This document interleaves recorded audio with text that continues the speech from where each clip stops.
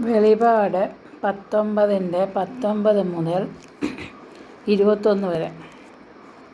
അപ്പോൾ അശ്വാരൂഢനോടും അവൻ്റെ സൈന്യനിരയോടും യുദ്ധം ചെയ്യാൻ മൃഗവും ഭൂമിയിലെ രാജാക്കന്മാരും അവരുടെ സൈന്യങ്ങളും ഒന്നിച്ചു കൂടിയിരിക്കുന്നത് ഞാൻ കണ്ടു.